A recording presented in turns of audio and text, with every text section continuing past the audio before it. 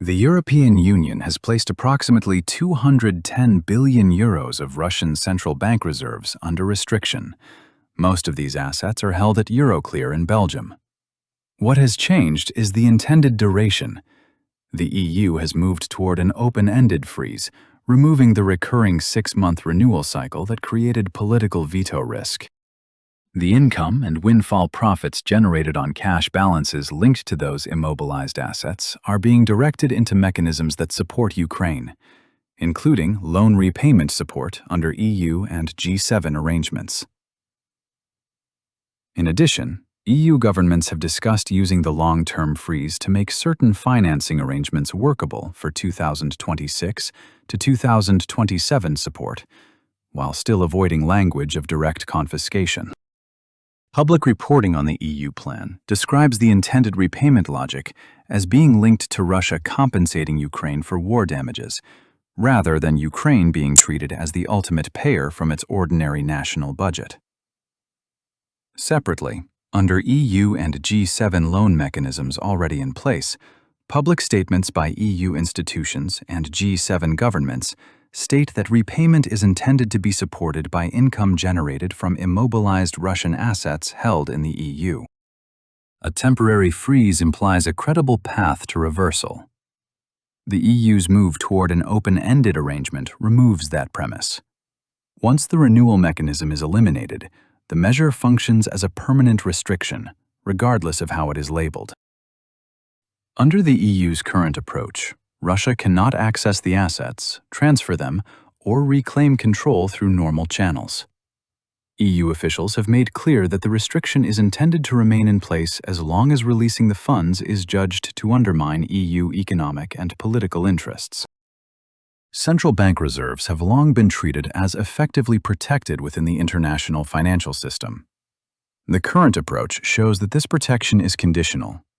When reserves are held by states that regard the owner as an adversary, access can be withdrawn.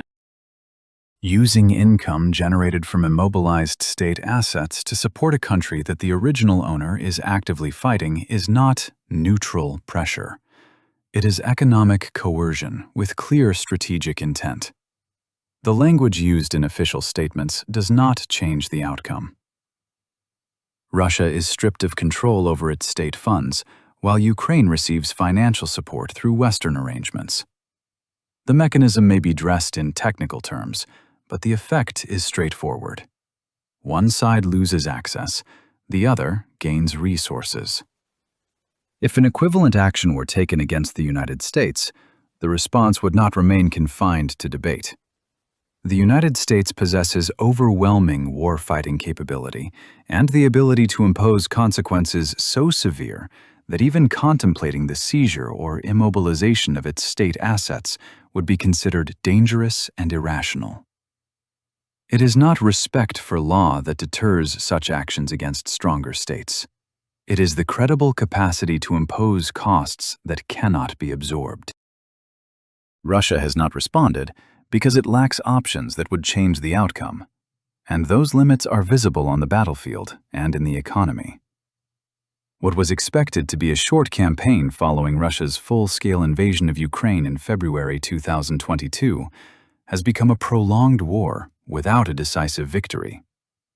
Before the war began, Ukraine's GDP in 2021 was approximately $200 billion, while Russia's GDP in the same year was about $1.8 trillion. Even with nearly an order of magnitude economic advantage at the outset of the conflict, Russia has failed to secure a conclusive military outcome. It is also important to recognize that Russia is not fighting Ukraine in isolation. Ukraine has been armed, trained, and supplied by European states and the United States. What Russia encounters on the battlefield is therefore not Western militaries directly, but Ukrainian forces supported with limited Western weaponry. If Russia has not achieved a decisive outcome under these conditions, then Russia would not succeed in a broader conventional confrontation against multiple European states with far larger economic depth. The European Union's GDP in 2024 was approximately $19.5 trillion, compared with Russia's 2.1 trillion US dollars in the same year, giving the EU roughly a 9-to-1 economic advantage in nominal terms. Escalation through strategic nuclear weapons would not solve this problem. Nuclear use would just bring about the end of the world. As the result, nuclear escalation is not practical. What appears as Russian restraint is therefore actually constraint. These constraints extend beyond the military into the economy. In 2024, Russia's federal budget collected roughly 120 billion US dollars in oil and gas revenue, accounting for about 30% of total government income. Russia's economy is materially more concentrated in energy and commodities than major diversified manufacturing economies. That composition limits resilience under technology controls and supply constraints, particularly for precision manufacturing and advanced components. External supply dependence is also relevant. Reporting and open-source analysis cited by Reuters has described Russia receiving millions of artillery shells from North Korea over 2023 to 2025, indicating reliance on imported ammunition.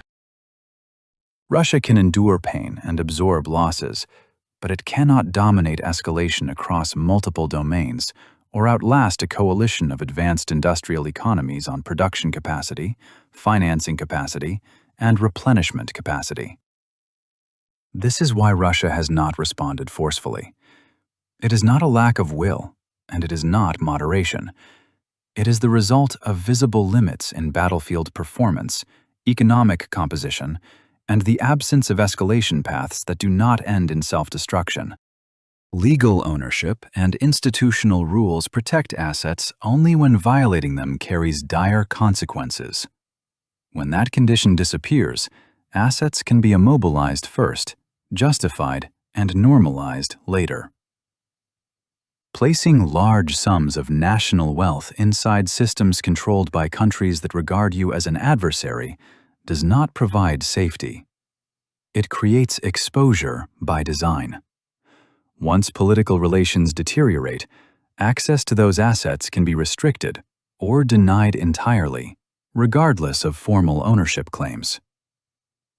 When that happens, assets can remain immobilized for extended periods, and the economic outcome can closely resemble confiscation, even if the principal is not formally transferred. The loss is felt through the removal of control, use, and flexibility, not through a change in legal title.